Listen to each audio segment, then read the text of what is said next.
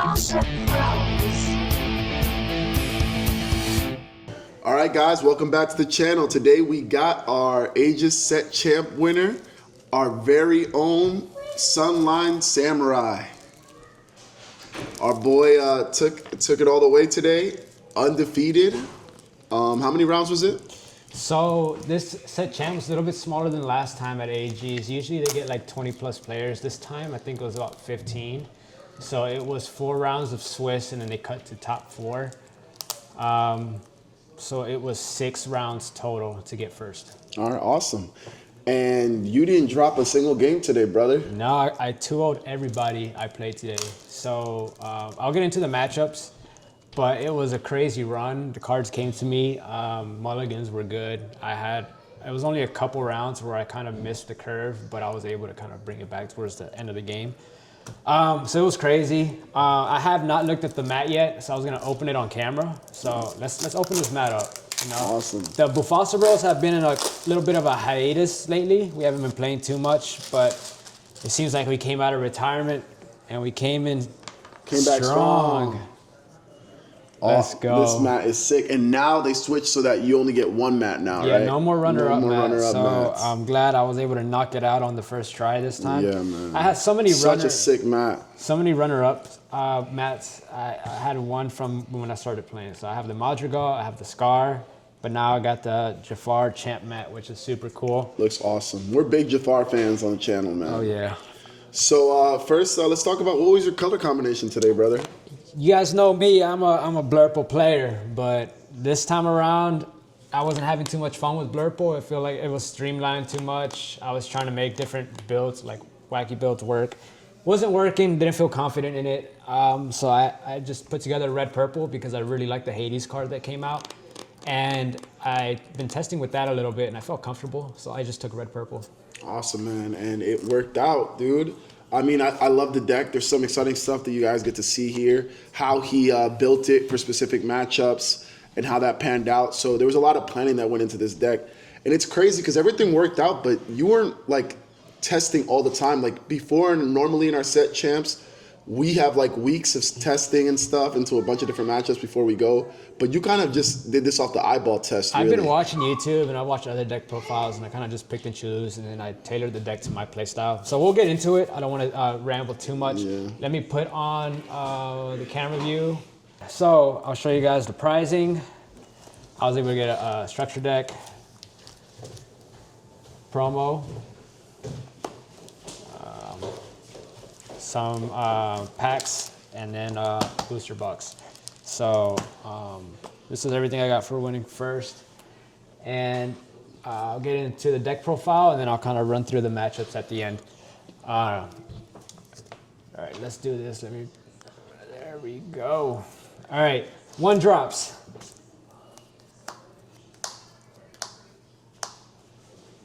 Best 1 drop, Diablo. Next 1 drop, Chernobyls. The next one, I'm gonna trigger somebody specific. I'm not gonna drop names, but it rhymes with messy. I got 2 pains. Yeah, man. Come at me. MVP. MVP. All right? And then I'm gonna throw a little curveball in there with the cogs. Nice. This did not come up with the shark, but it did come up with other characters to gain some tempo. So this deck is 61 cards. If you were to cut any card to go to 60, it'd be this one. Right. But I like the 61 cards just because I'm a troll. So those are my 1 drops. I opened a 1 drop most of my games. I don't think there was maybe 2 or 3 rounds where I didn't see the 1 drop, but I did see a 2 drop, so it wasn't a big deal. This ratio worked great. So I'll get to about 2 drops. I'm playing Queen of Hearts. And I'm playing Ursula. Boom. All right, awesome. Reason I'm playing these is because of this next card. I'm playing Teeth. These are all my 2-cost cards. This is great hitting Rhino on turn 3 if you have a crab. This is great with the Teeth on turn 3 and then swings into something like a Daisy because it becomes a 4 attacker. You can do 4-2. I wasn't sure which one I liked more, so I just split it 3-3. And it worked out great. I usually held this one for Amber Steel, and then I held this one for any type of purple matchup. Awesome. That's kind of my rule of thumb with these. So can you take us through the teeth play, because you have a bunch of targets Yeah. by turn 3. Pain on turn 1.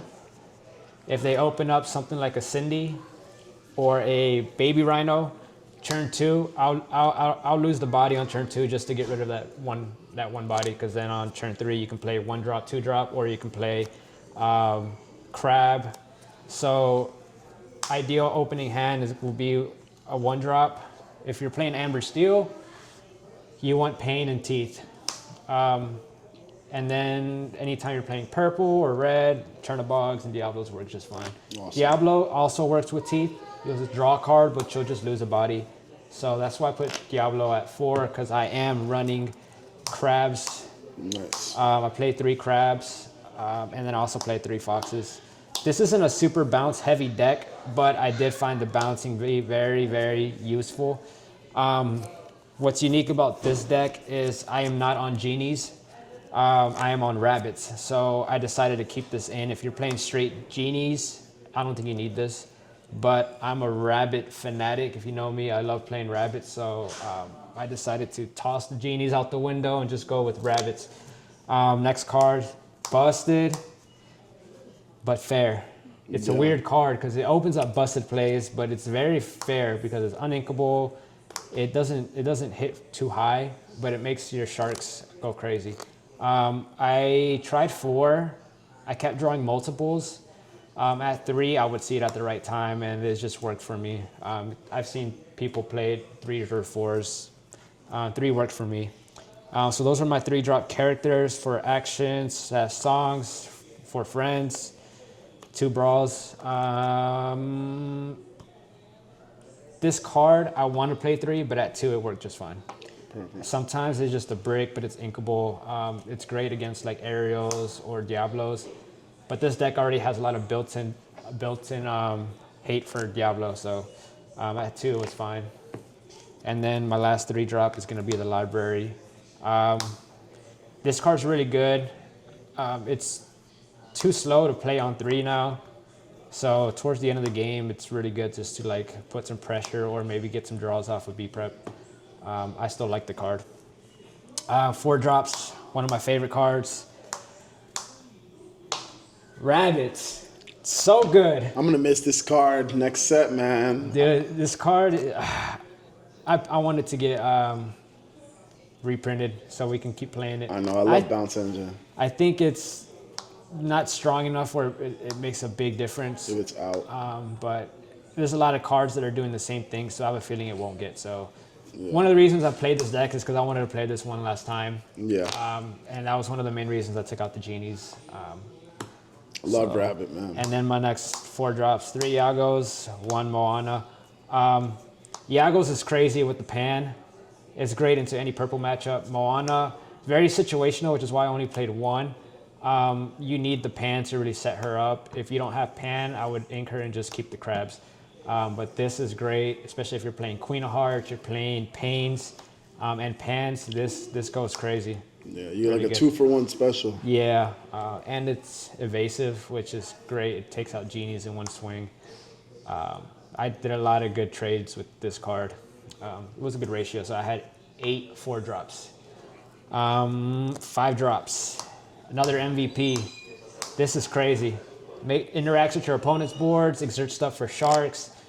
Evasive, rush, crazy good. Find your keepers, play 2 of them. Perfect amount. I tried 3, it was too many. 2 was great. 1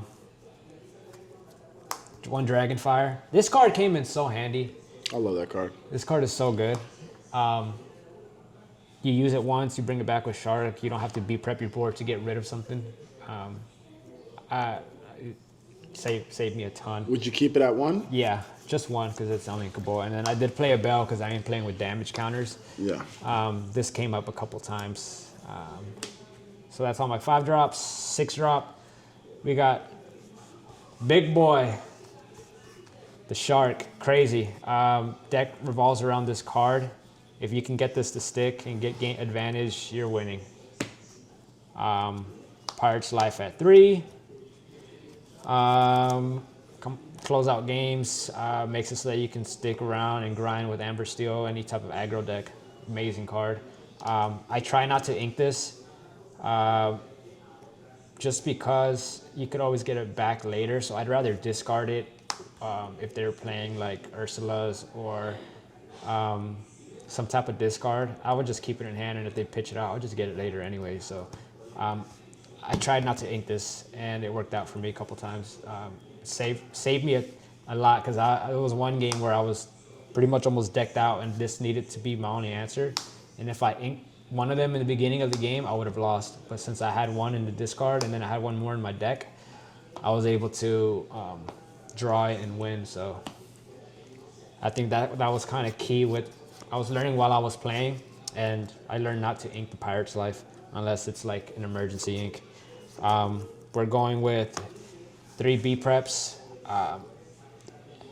The way this deck is built, you want to gain board control, so you're not always relying on B prep. B prep is like an emergency button, like last resort. There's a lot of times where I'd have 2 B preps in hands, and I played the whole game without even using it, just because you want to make those trades and take control of the board ASAP. And this kind of, if you do this at the wrong time, you set the tempo back, you lose your board.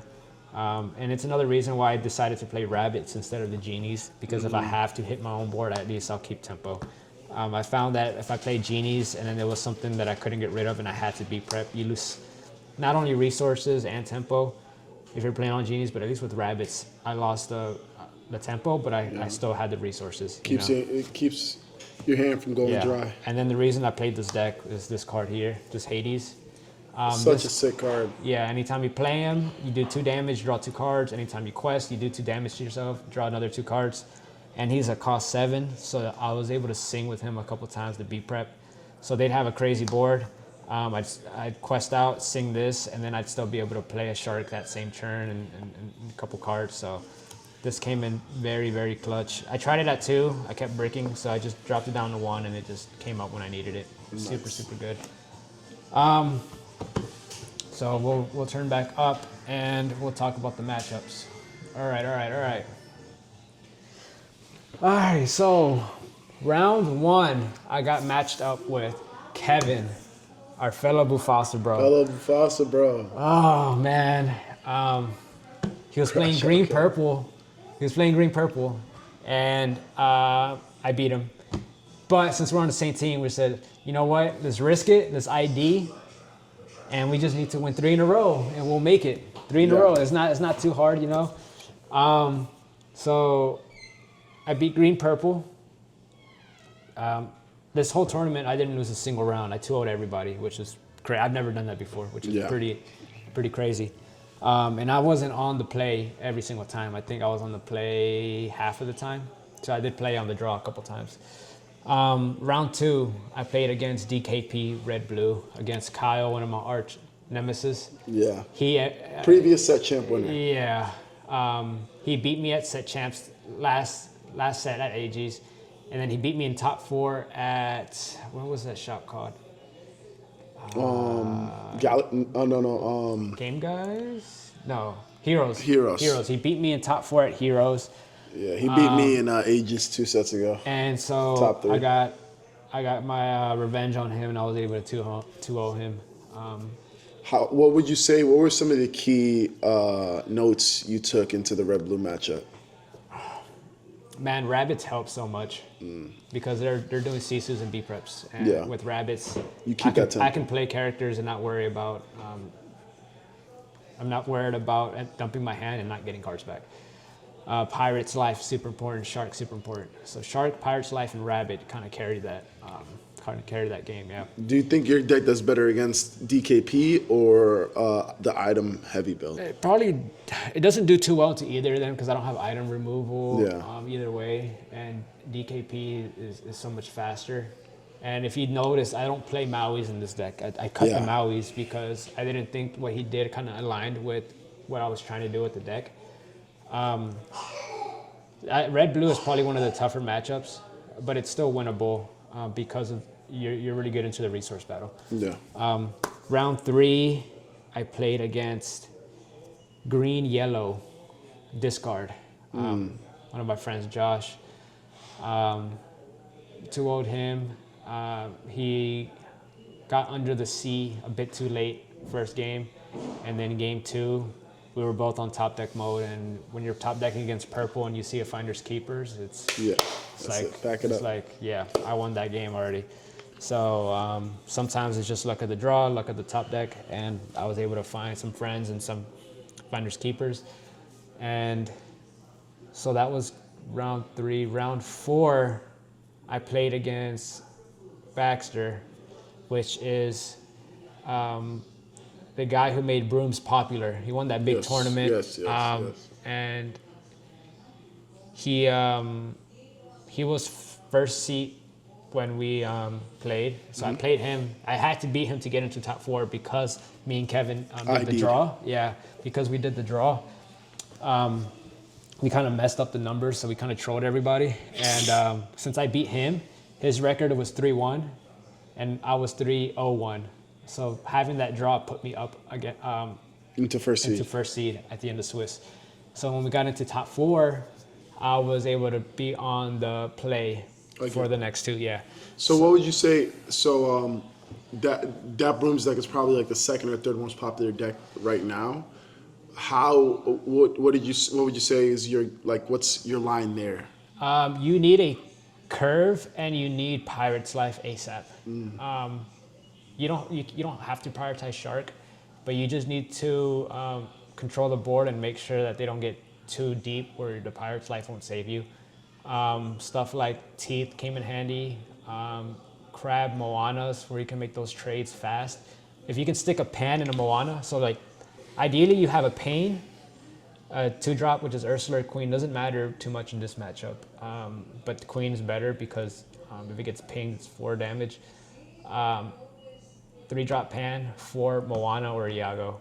That's the curve you want, because then if they can't handle the Pan on 3, that Moana will swing 2 characters, because you can hit something and then you can give Pain or Queen to hit something else. And then if you can control the game from there, it seemed like the game was pretty easy. Because then at that point it's a resource battle. You're just kind of crossing your fingers that they don't see docks and bounce. Yeah. So I beat him and put me in the first seed. Then I went to top 4. The top 4 game, I played against another green purple. Sean. Shout out to Sean. Shout out Sean. I beat him. And then my finals game, I played against Amber Steel, like a discard version. So they were playing the Daisy discard. They were playing Forgotten Me. You forgot. Yeah. So what saved me there was the Pain and Teeth. I was able to keep the tempo early game, and then towards the end of the game, once you get the Shark Pirates, it's hard for them to come back. So it was a pretty Straightforward. yeah. I was a bit familiar since you play Amber Steel. I was kind of aware of Rapunzel targets and what I should ink and what I should keep. So it's just the whole day just went by really, really smoothly. Yeah. And I wasn't expecting it because we haven't been playing too much. But I'm familiar with any purple deck. Like, I love playing the purple decks. I played purple steel, red purple, blue purple. So it's just the core of the deck is what I'm familiar with. So it kind of helped me I'll just play what I was comfortable with. Man, I mean, when you're a good player, you're a good player, and you definitely lit a fire under the rest of the team's butt to kind of stay locked in and, keep playing, keep grinding, because we took a little bit of a hiatus these last few weeks, but we're still keeping up with the meta, still trying to figure out the right way to play the game, and all of that showed today in the first set champs of the season. And yeah, man, it's a great start. It's only up from here. We're hitting another one next week. Let's see if one of the other boys can get a mat this season too. That's what I'm saying. I'm rooting for Gabe to get one. Gotta break the Rooting curse. for Braun, Kev. Shout out Bufasa Bros. Y'all know. Follow Sunline Samurai. I print the shirts, screen printing, embroidery, heat transfers, whatever y'all want. Y'all want some team merch? Hit me up. Shout out to the local boys. Shout out to Aegis. Great place to play. pizza. Shout out Julio. Shout out Julio, man. You know, I hit a choke slam from the top. We gotta get you your own belt. Coming for that belt. Yeah, man. Shout out Omega, another testing place. Yeah. We'll keep this coming. I'll post some gameplay. I'll put the finals up with some commentary with the boys. Keep y'all entertained, and we'll keep grinding. Like, comment, subscribe. Let us know what you want to see. If you like these deck profiles, just let us know. Keeps us inspired and motivated to keep making these videos because it is time consuming. Anything you want to close out with, Gabe? Nah, thanks for tuning in, and we'll see you guys in the next one. Fossa Bros out.